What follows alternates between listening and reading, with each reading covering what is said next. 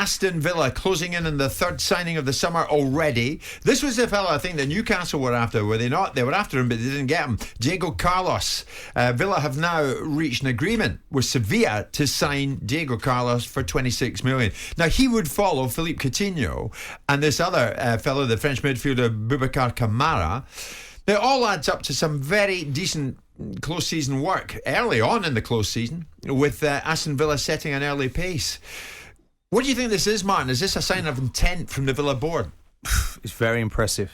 Certainly the manager has identified the players he needs. He's been really very direct management, assertive.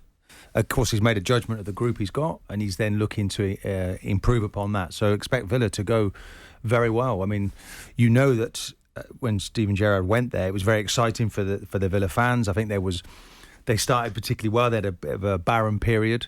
He's gone with Coutinho in that role, playing off the front two of Ings and Watkins. Two very, that's an interesting one. How he's going to make all of that work.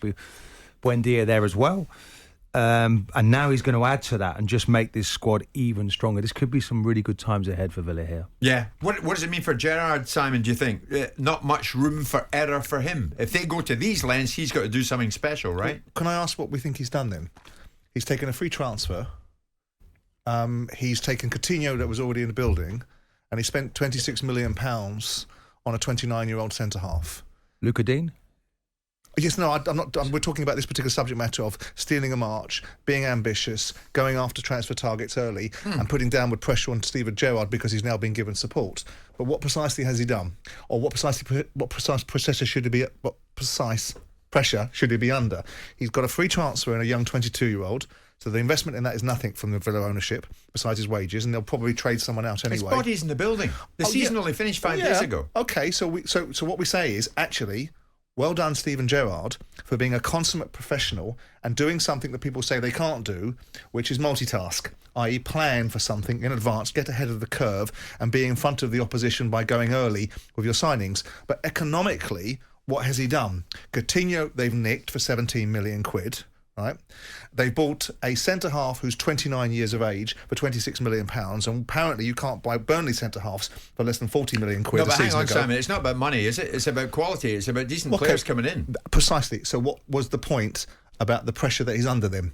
Because the pressure that you're put under is because owners spend a lot of money and then they get a little bit disenfranchised where the investment isn't repaid. In this instance, Steven Gerrard is probably going to juggle. Players are going to go out. Diaz may well go out and a few other players will make way. Target may go out and a few other players may go out as a matter of course. So I don't think this says anything about Steven Gerrard's future. No. I think Steven Gerrard's future will be determined by how successful his team is next year. If you've spent £43 million out of the £130 million you're going to get for the ensuing season, your owner isn't going to be sitting there saying, well, now, hold on just a minute here. I'm very, very keen to make sure you do precisely what you need to do on an investment that the average promoted Premier League team from the Championship will spend more than. I don't think he's under any pressure with all these signings. I know what you're saying, Sammy, but what Villa are doing are what others aren't doing. Villa are getting people in the building. But that's not the narrative and the characterisation of the question. But we're talking about getting people in the building. He's strengthening his squad. By strengthening his squad, expectation rises, of course, and that puts pressure on Gerrard. But the main focus of an owner's disappointment is when they've invested very heavily and they haven't received a return on their investment, and that's the case where I'm coming from. And if you look now what he's going to do, if he goes and trades out £40 million worth of players, right, and balances his squad, which he probably will, we'll be in a position where, what's the next question about Gerrard? Gerrard, for me, is under pressure this season anyway. I think that if they finish somewhere outside of the top 10, the only pressure that he's on is the pressure he puts himself under, isn't it? No, he'll be under pressure from the owners because their ambition is very clear. But he has a personal ambition to do well. He's but he can't control his destiny. His owners can. Well, his owners can control his destiny. He can control his destiny by the results on the pitch, can't he? Of course. But if the owners define, if he gets 12th next year, I think he'll be under extreme pressure from the owners. I think the owners will look at it and say, that's not what we bought you here for. You've had 18, 19 months, and I think that will define the outcome for Steven Gerrard, not £40 million of a transfer fees that will be netted off by other trades that they do. So what are you saying? He's got to be top 10? Well, I think better. I think that's where they bought him in to achieve, Yeah. Definitely, that's achievable for him, and it's about... But it's business. It's Tarkowski. Business. I've heard them linked with Tarkowski as well. It'd be a scramble for him. And Calvin Bassey at Rangers as well. I think when you see players going to a club, I think that cements your feeling that you want to go there too. So when there's players available, Tarkowski is going to be a very interesting one. It's going to be a scramble for him. Another free transfer, but it's still good business if you can get him and you go after him, you strike first. And it gives me the feeling that Villa want to do that. It depends what you think of Tarkowski. There hasn't been a queue to buy him, and he's been at Burnley for a significant period of time. Some would say that's loyalty, some would say that's his level. When West Ham were in for him, they didn't want to go anywhere near, and a good centre-half costs north of 30 million quid. What do you define a good centre-half? Tell me in the modern day. Well, no, I'm not talking about their technical ability. I'm talking about their price. Well, you can speak to what a good centre-half is. It's just interesting, Tarkowski. Far better than I can. I'm the sort of person that wants to have a look, not just at the goal scorers and the assists. Who makes the most tackles, the most blocks, the most headers, the most clearance? Tarkowski's right up there. Oh, agreed. Number 1 and 2.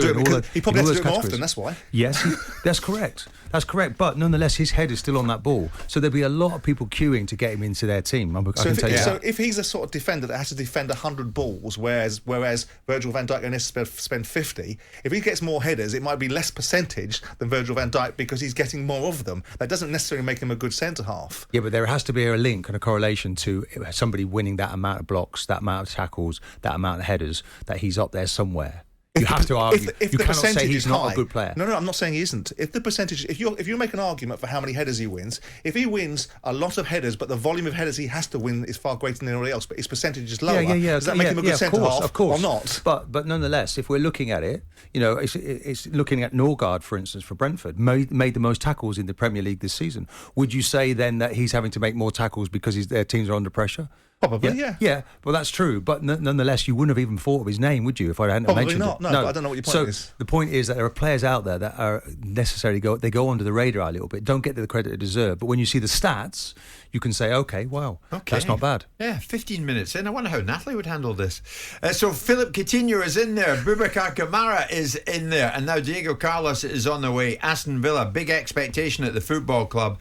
Room for error for Gerrard? Not a lot now, and there are more on the way. 10:15. Jim White and Simon Jordan. Monday to Friday mornings from 10 on AM, on DAB, via the talkSPORT app and on your smart speaker.